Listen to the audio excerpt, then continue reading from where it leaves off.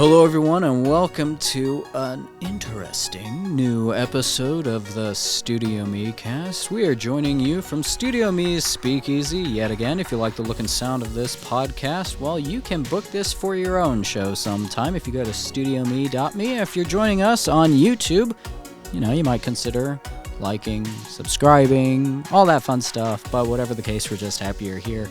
Hope you last through this one. And today I'm joined in the studio by a very special guest who actually was previously an intern here at StudioME, and he just happened to be in town. I ran into him at a place locally here, and I'm very happy to be joined by Htet Shine here in the studio. Htet, thank you for joining me today.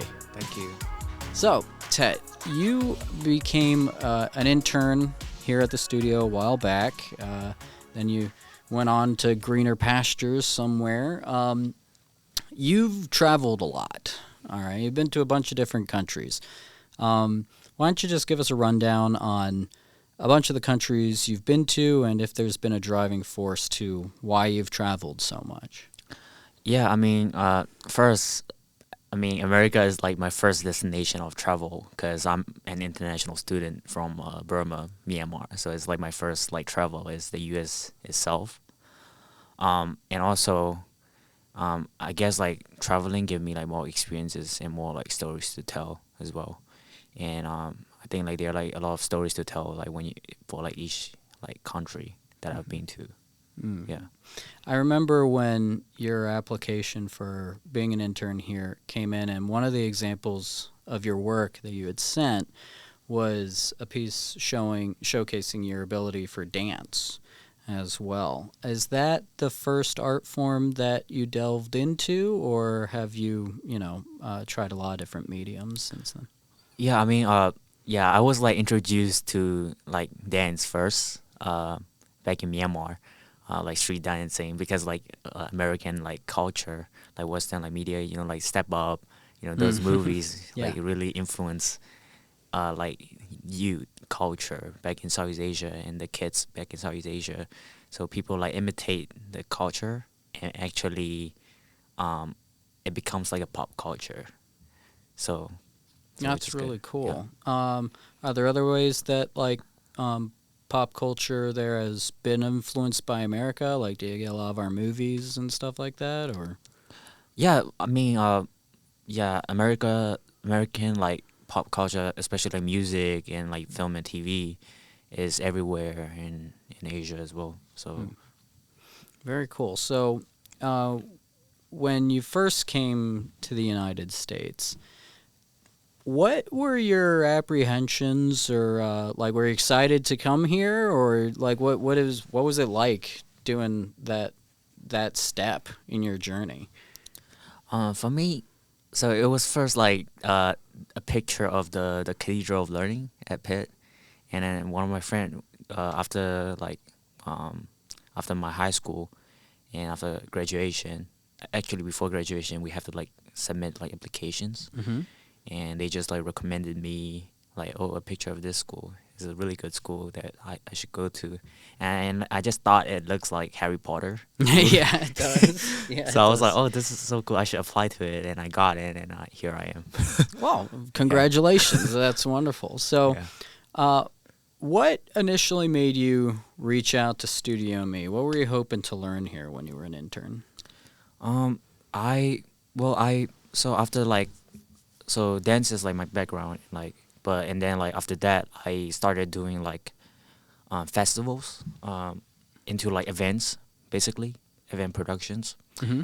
And then I was really my first internship in Myanmar was as a copywriter in an ad agency, and in copywriter it turns it kind of reminds me of screenwriting, but in ad space.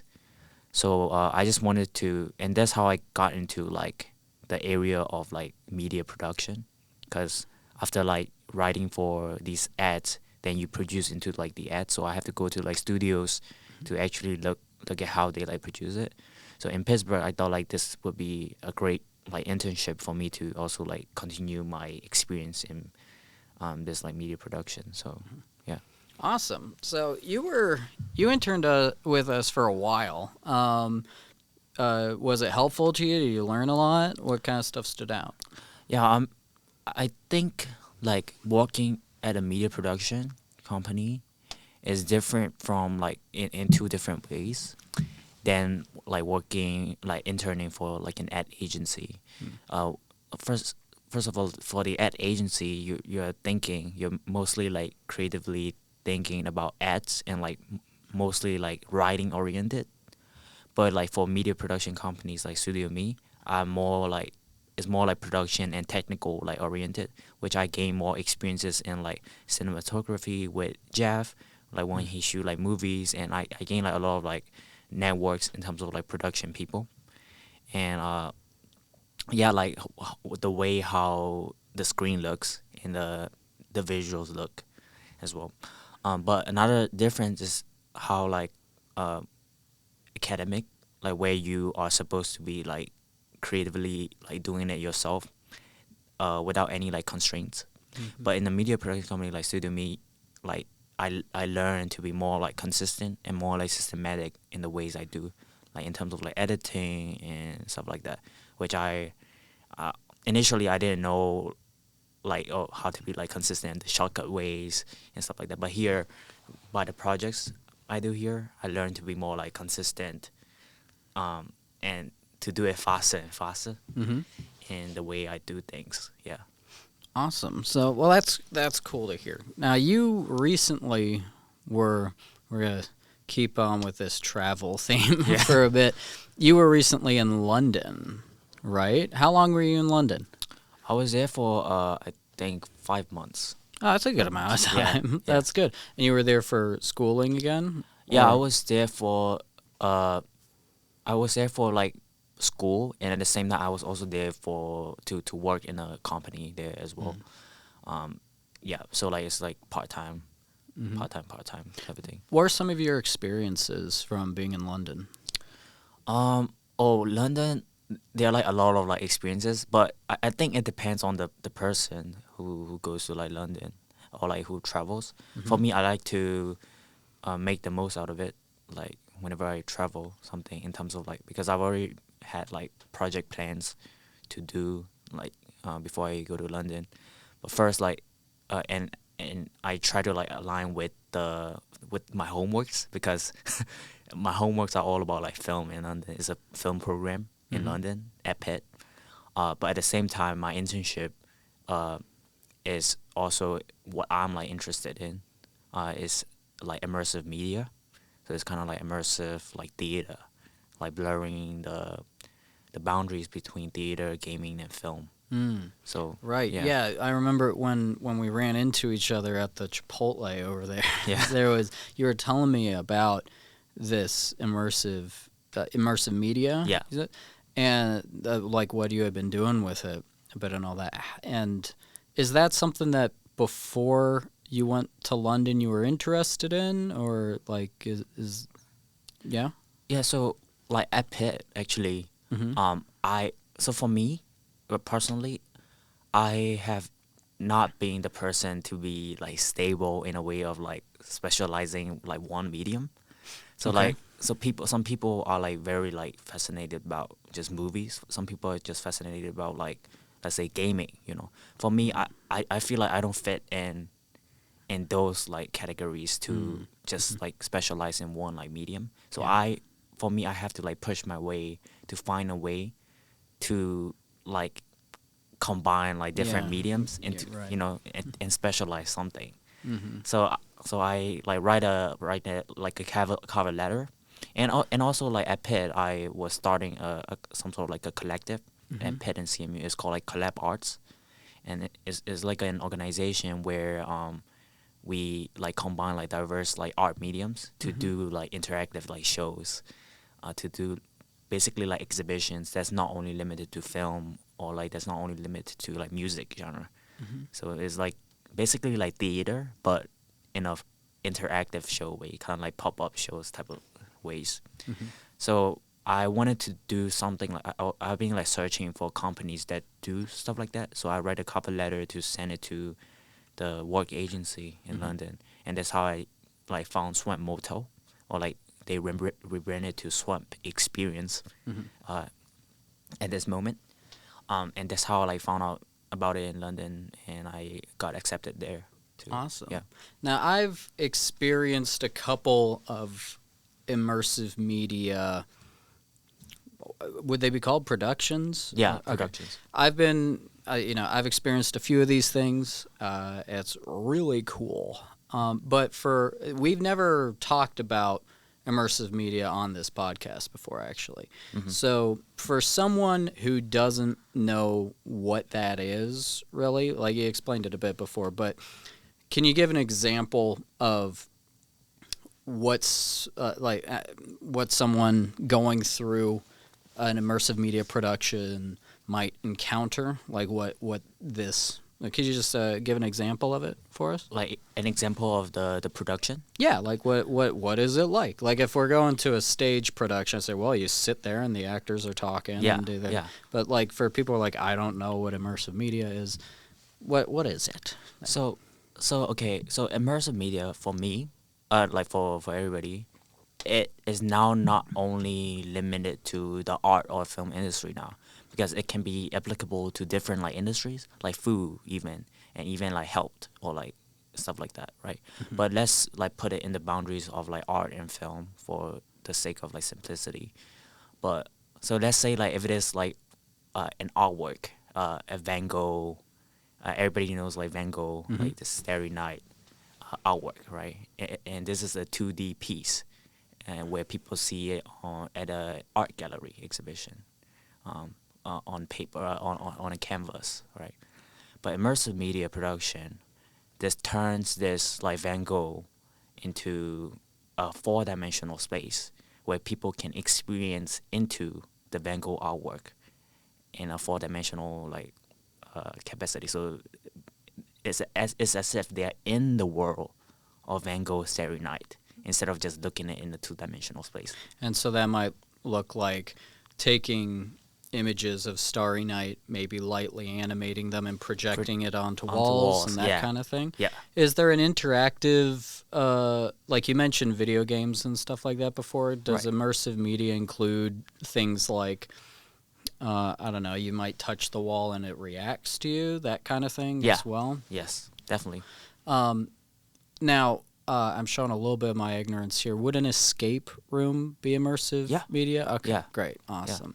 Yeah, I was in Savannah, Georgia a little while back, and I went to the Savannah College of Art and Design with my wife, which both of us almost went to, but neither of us did, and we met instead at Edinburgh University. But we were both in Savannah, Georgia, and they have this immersive media production there that we didn't know about. We just wandered into one of their buildings, like, oh, we almost went here, and then someone said, "Oh, are you here for the show?" And we're, "Yes, of course we are. Is it free?" And they're like, "Yeah." So we went in and they had us walk it, and it just turned into this really awesome, beautiful adventure where we were going through these rooms and interacting with it, like things were coming alive in a very magical way, and we were learning the story of SCAD and all that, and it's stuff like paintings on the walls, like we're looking around and that kind of thing. So that's a really cool thing to be getting into. Now, have you found that with immersive media, you were talking about how like there's you can take a lot from a lot of different sources. Like you said, some people are really into movies or music. Okay, what for immersive media, what are some of the mediums that you've worked with that you personally like to apply or maybe specialize in for immersive media? For me, that's a good question, right? For me specifically, I want to use.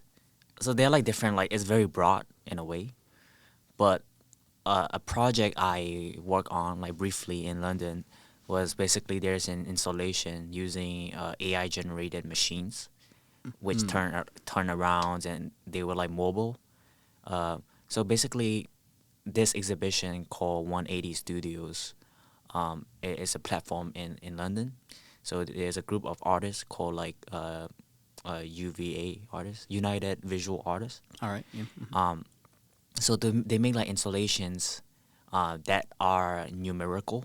Basically, like a bunch of new like numbers are on the wall that is available in real time. So for instance, let's say the number of people using language apps, or the number of people who got killed by a shark. So, and that type of like numbers are tracked in real time. Is displayed on the numbers on the wall. So this type of like interaction, right? So for me, like since I come from like a dance background, I can apply this and interact with those like installations through like movement and make a video out of it using film. So it's kind of like film plus dance, but there's also an art installation, and which turns it into a new piece. But before that, that was just an installation. But now it's more like a performance art type of like medium, you know. But this is like in an art medium form. But another project which I really want to work on is in which is more applicable to like out of like art, is in like ethnic food. Okay. Because a lot of people in Western society, like if you go to like an ethnic restaurant and stuff like that, if you look at the menu, there are like a couple of dishes, right? But then sometimes these are just like names that you can't understand. But I feel like immersive media can help educate people in like ethnic food, you know, using immersion, Yeah. you know, through storytelling and through world building. Yeah. Would that include maybe some, like, are you thinking of applying augmented reality to this kind of thing, or like how, like, would that just mean like better translations on a menu? What are you thinking? How would that look? So I feel like in immersive media, I used to think like I used to be the tech person, right? I used to be like very like interested in like creative technology and utilizing like VR and AR and doing applications. But I also feel like with the technologies these days, the use of these technologies doesn't really feel so authentic in a way. Okay. So I want to have something that is more like community oriented and that is more experiential in a way that is more like authentic. So let's say it could be even something like, as an example, you know how like in Japanese restaurants there's a chef in the middle and people eat around the chef, and while the chef just like makes like fancy booths of like cutting like salmon or Like something. hibachi. Yeah, hibachi. Stuff? Right. Yeah. It's a type of immersive media without any like, Okay. you know, I would, that's my you know, it's type of like experiential like media as well, using like sound, using some sort of like visuals. I think like culinary is an art form in itself as well. Absolutely. Yeah. And so you're thinking about applying these principles and all that to help people better understand ethnic food and all that? Yeah. Is that specifically for your culture or in general? It could be like any type of, I guess, like culture, any type of like culture of food, because like there's like I feel like food is a really like big industry. Yeah. So and a lot of People like gotta international, eat, yeah. people gotta eat as well. So yeah. Well, good. So now, where are you at with this right now? Are you currently at a company doing this? Is this something that you want to start your own business for? Where are you at with this, do you think? For me, I just want like I want to start it as a school club. So right now I started my own like school like club so that I get funding from my school organizations, and hopefully there are people who are passionate like me who doesn't fit in like one like art medium as well. Yeah. So the people who join my club called like Collab Arts, and it's collabarts.pgh on like Instagram. But yeah, people who like. We'll have that in the description below, so if y'all want to follow that, go ahead. Yes, sir. So yeah, people who don't fit in can like come to a club and actually like make use of embrace their difference, or like embrace their like, I guess like unique, you know, way of thinking in a way. Yeah. Very cool. So And so you started this club Yeah. already? How Yeah. many members do you have? Currently we have like so. Obviously, this is a school club. It's not like paid or anything. Right. Everybody's Yeah, like yeah, doing yeah. it for Mhm. free. For I, students, yeah. yeah. So we Mhm. have like board members. Like we have like 5 board members, and since this is a new club, like, and we just like got officially become like a new club like Oh, this semester. congratulations. That's great. Yeah, yeah. And I guess like in our mailing list we have around like 10 people, like which is kind of like mobile. Mm-hmm. And we recently do like a simple pop up type of show Yeah. where we it's very like a fun like simple project, not a big show where people play. It's kind of like in Mario Kart experiential game experience on a Valentine's Day, where couples can come like play Valentine's game and they get like gifts when they win. Oh, that's So cool. yeah, so it's like a fun project. There are art galleries, there's carnival games, and there is live theater. There's all this kind of stuff is, I guess, the definition for immersive media, where it has to do with combining these different elements together and no specific requirement of what needs to be there. Like, is there a is that sort of like how you might define it? Yeah, there's no requirements unless I guess it depends on the type of organizations and their like goals, in my opinion. So I feel like so it's just like a film festival, because film festivals also has like different type of like genres of film festival. There's like experimental, there's like horror and stuff like Right. that. So if we can set like what type of immersive media are we trying to like produce, like a theme. Like let's say we only produce horror immersive media, then this is we set a common like theme to produce. Very Yeah. cool. So, like, going to a haunted house. Yeah, go to a haunted is house. All right, cool. Yeah. Very neat. So, I want to ask you a bit more about traveling, because I've traveled a bit. I don't know if I've traveled as much as you or not, but I've always learned a lot about the world and people whenever I've gone anywhere. Right. Has that been your experience with traveling? Yeah, I feel like I like to learn about like people's like experiences and what they have to tell and different like perspectives as well. Like whenever traveling, whenever we travel, yeah. What kind of things have you learned in traveling? Okay. For instance, one thing for sure is how to be a good roommate. Yeah. Okay. So yeah, like even in London, like whenever you travel, I feel like you learn more about a person when you travel. I think like that's a good saying in my culture. Is that even if you have like friends here, like the true colors show up like whenever you travel together. But once that succeeds, like it's whether he or she or whatever is good friend or not, or like their lifestyle and stuff like that. So basically, I guess like learning about people's like characters and like personalities is one thing. Yeah. During traveling. Yeah. Have so let's see. You're from Burma. Yeah. And you've been to London, obviously the United States. Here, where else have you traveled to? So in 2017, I think I like told this before as well. When for breakdancing, I was like selected. I mean, breakdancing was become popular in 2017, and now in 2024, Paris, like for this Olympics, breakdancing is officially a category in a new category in Oh, Olympics really? for the first time. Oh, I didn't know that. Yeah, so in Paris actually, so they're gonna compete from different like nationalities. So it's the first dance that is now a sport as well. So they have like a dance sport like federation, kind of like That makes sense to me because like there's a lot of dance and figure skating Yeah, as well. yeah. So yeah. yeah.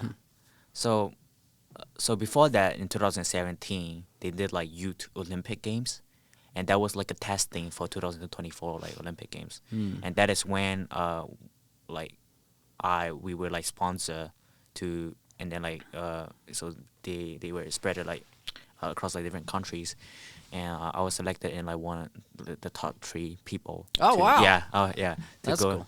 And that was in Paris? That Or was in Taiwan. Taiwan. Taiwan, Okay. Taipei. Mhm. And it was like a 3 days trip.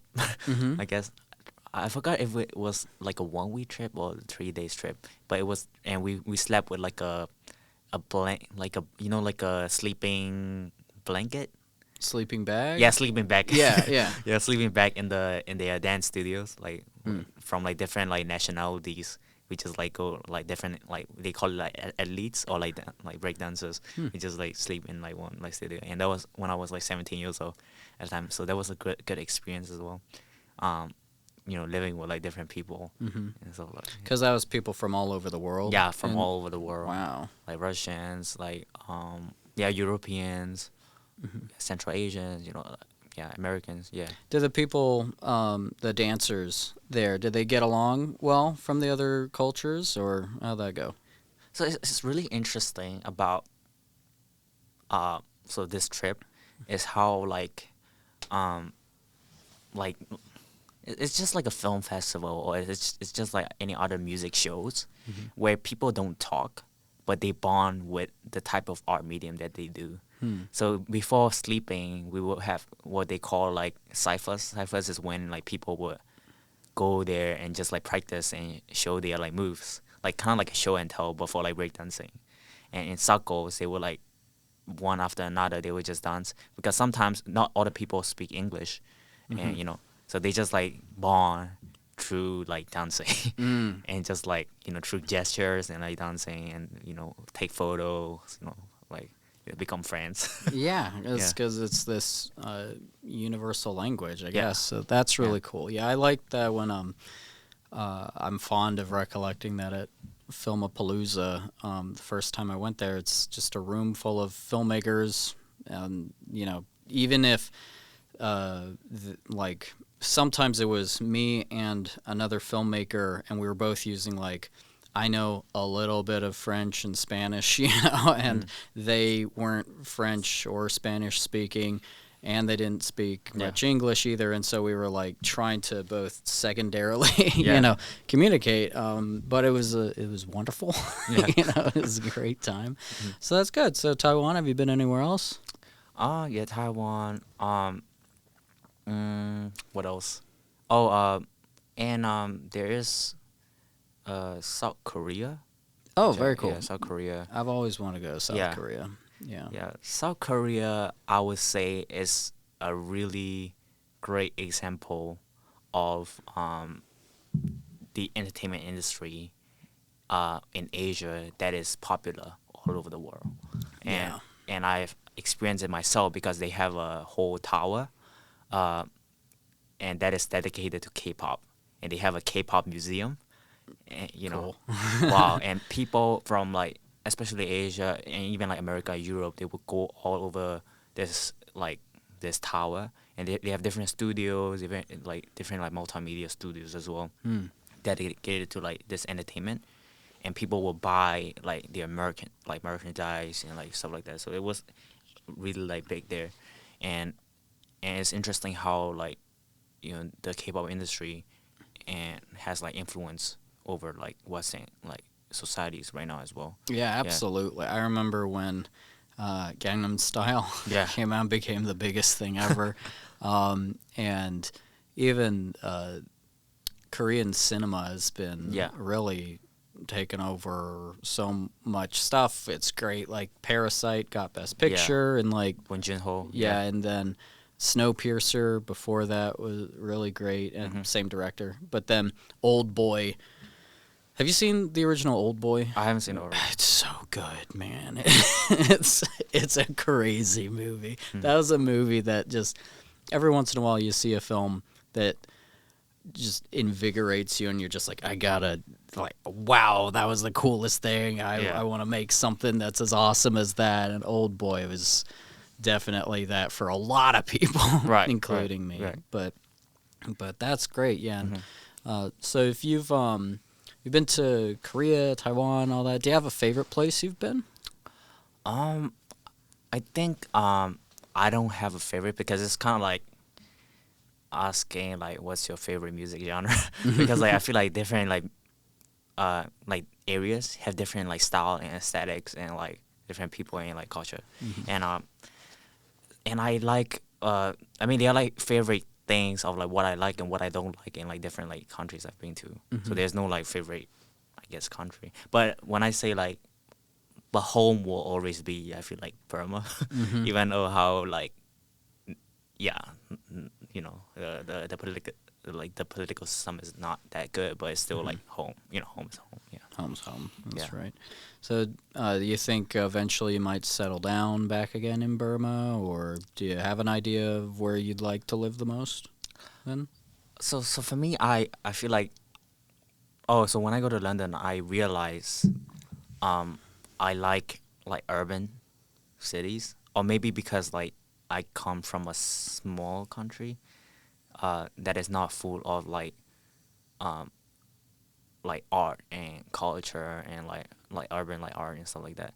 So when I travel to these like big cities like London, so much like diversity, so much creativity going on, and I want to be based in at least like these big cities, either like New York City in America or like London, or like even if it's like Eastern country, I want to be based in like Shanghai or something, where like Very cool. Yeah. So you're definitely you like being deep in the city. yeah, Then, yeah. right. So, all right. Well, fantastic. I'd say I remember one time you were interning here, and at some point you asked me something about like something about American history. Do you remember this conversation? Oh yeah, yeah. It was a conversation. I talked a lot. Yeah. Is what happened. It was like a 2-hour conversation or something. We had not a whole lot to do that day. Yeah. And yeah, you had asked about, I forget what it was, but it was something about like how did, something about like the American Revolution or something. I think it's about the Independence Day, or I think, yeah. Oh, yeah. Wait, no, because it was July. Yeah, You knew July. The 4th of July was coming up, and you were asking about the 4th of July. And Yeah, like, yeah. Hey, what's what's it about, and like stuff like that. Yeah. And I was just like, I think I looked at like Maria or something, just to be like, I got this, or, like, I don't know. I was just so excited that you asked about that. I'm like, I get to tell someone about the 4th of July. Oh man, I'm like, there's this guy George Washington. And if you can't tell with my USS Constitution mug here, that definitely into that kind of thing. Right. But that was cool to get to share, something about my culture with you about that. As you've traveled the world, have you thought about the idea that you're an ambassador for your country? Like people, a lot, like if they haven't met someone who's from Burma, they might get an impression from you. Is that something that you've thought about a lot? I thought about it, but also at the same time, I feel like not a lot of people know Myanmar, so I'm safe. And I just tell people I'm Asian, so people think like Asia is so broad. So I don't have like the obligation to, because I think people are even gonna like forget about it like the next day when I told about where I'm from. So like I feel like I'm safe, because most people would think, because I look so I can speak Mandarin as well. So and I look East Asian more than like Southeast Asia, where I'm like originally from as well. So it's kind of safe that people. And I understand when people think like I'm from like China and stuff like that. Were you like around Mandarin a lot, or did you learn that in school? How did you learn? Because my ancestors, they migrate to Myanmar during the World War II. During the World War II, and my ancestors will come to like Burma at this time, and so it's kind of like, so my great like grandfather would marry like my great grandmother who was in Myanmar, and so it's like Burmese Chinese. So I'm like Burmese Chinese. Yeah. Okay, so like, but I guess my more basic question for my own ignorance is Mandarin like the main language in Myanmar then, or So Burmese is Burmese the first language in Okay, Myanmar. cool. But my family, they can speak Mandarin. Got it. Yeah, and they Alright. forced me to go to like Chinese school. Yeah.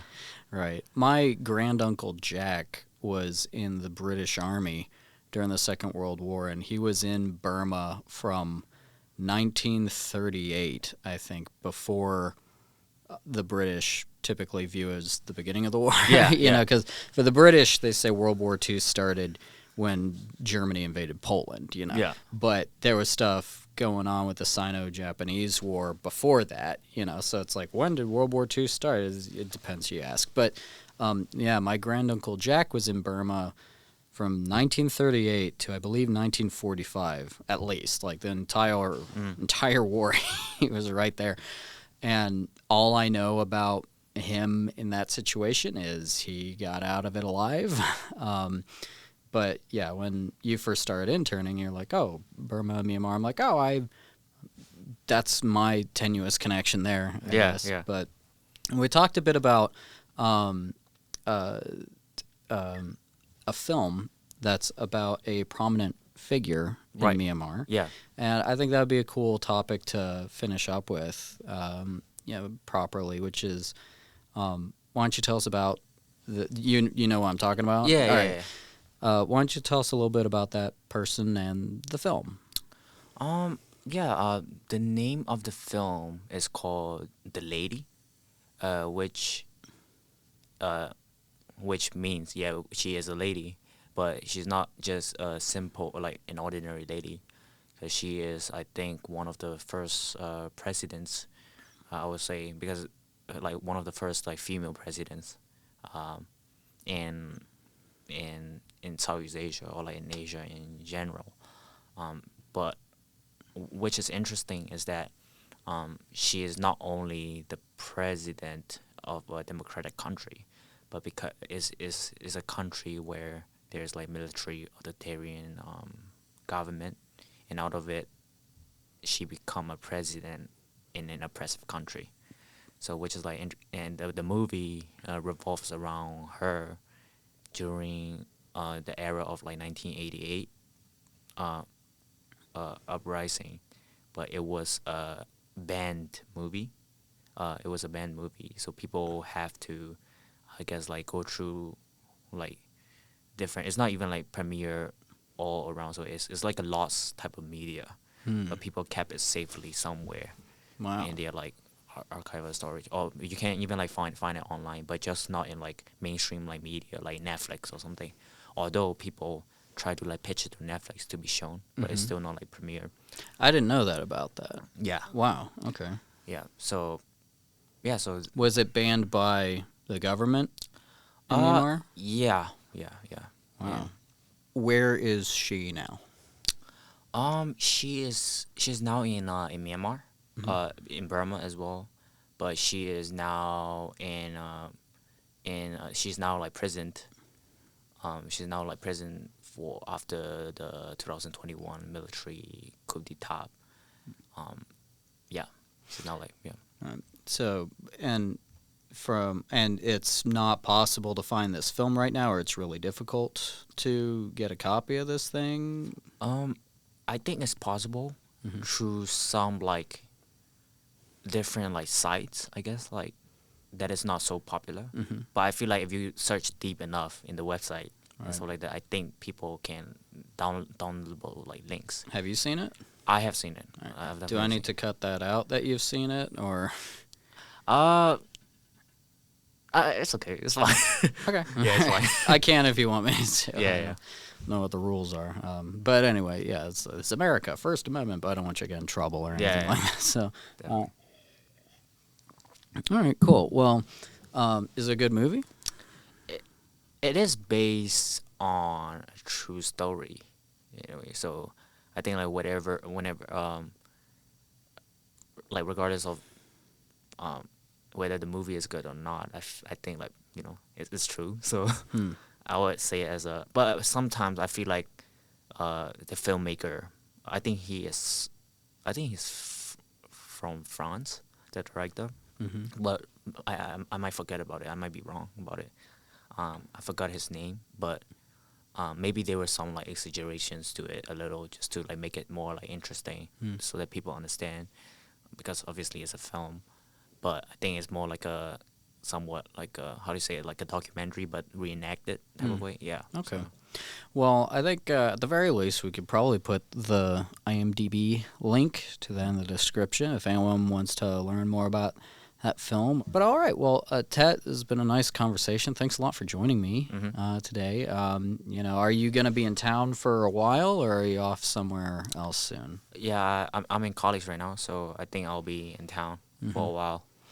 Good. So yeah, thank you for having me as well. Absolutely, yeah. It's been nice to catch up and all that. So, all right, well, everybody, thank you for joining us here in the Speakeasy at StudioME. Don't forget to check out those links we mentioned during our conversation. You can find those in the description below. If you want to book your own podcast here in this space, then you can do that online at StudioME.me. And you've also won a free tour. Congratulations. Come on in sometime when we're open and there's people here so that we can show you the different spaces. And if you have any questions, just send us an email, give us a call, all that stuff. And we hope to see you next time. Don't forget, there is a subscribe button if you feel so inclined to do that. But whatever the case, we'll be waiting for you next time, and we hope you join us. Bye-bye. Hey, I hope you enjoyed that episode. If you want to start your own podcast, why wait? Reach out to us at StudioME.me, and I hope you hear me again soon.